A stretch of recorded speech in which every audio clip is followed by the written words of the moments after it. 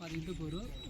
నాకు జాబ్ ఇప్పిస్తానని కదిరి నివాసి అయిన మురళీధరు మళ్ళీ కాజిపుంటుపల్లికి చెందిన ఆంజనేయులు 3,70,000 నా దగ్గర తీసుకొని 2023 సంవత్సరంలో తీసుకున్నారు. ఇప్పటికీ జాబ్ ఇవ్వలేదు, డబ్బులు కూడా రిటర్న్ ఇవ్వలేదు. కాల్ చేస్తుంటే ఫోన్ లిఫ్ట్ చేయట్లేదు. పైగా బెదిరించారు, నన్ను బెదిరించి బ్లాక్మెయిల్ చేస్తున్నారు. ఫ్యూచర్ లేకుండా చేస్తాము అనేసి బెదిరిస్తున్నారు. నాలాంటి బాధితులు చాలామంది ఉన్నారు.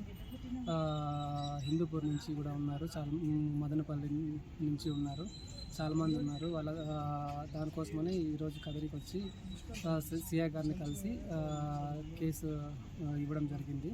సార్కి చెప్పాను, తగిన న్యాయం చేయమని కోరాను. ఆల్రెడీ కేసు తన మీద ఫైల్ అయ్యింది. సారు కూడా న్యాయం చేస్తామన్నారు. ఈ పేపర్ ముఖంగా కూడా నేను, పత్రికా ముఖంగా కూడా నేను కోరుకుంటున్నా తగిన న్యాయం చేయాలని.